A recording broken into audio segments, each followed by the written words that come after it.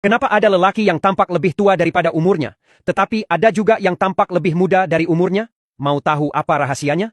Alkisah, menurut cerita Pak Sukarang, ada seorang peneliti terkenal dunia yang pergi ke sebuah kota tua di Kalimantan untuk menemukan orang yang paling tua. Beliau pun menemukan orang yang dikehendaki. Kemudian peneliti itu bertanya, "Bapak umur berapa tahun?" Si tua itu menjawab, "Umurku 65 tahun, saya sudah banyak terkena penyakit, sulit untuk berjalan kaki untuk jarak yang agak jauh." Peneliti tersebut melanjutkan pertanyaannya, "Apakah Bapak sebagai orang paling tua di kota ini?"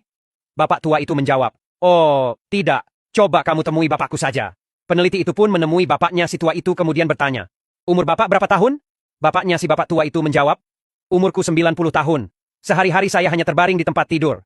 Pelayan saya melayani semua kebutuhan saya." Lalu peneliti itu bertanya lagi, "Apakah Bapak sebagai orang paling tua di kota ini?"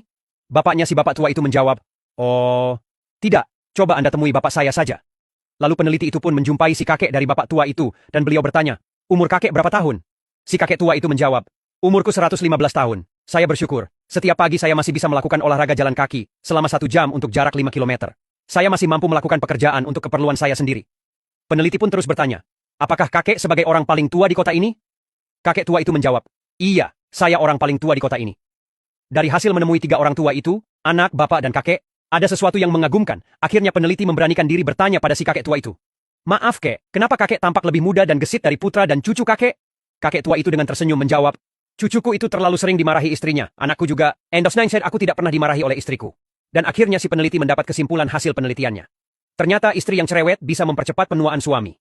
Sebaliknya, istri yang lemah lembut itu bisa membuat awet muda dan memperpanjang usia suami.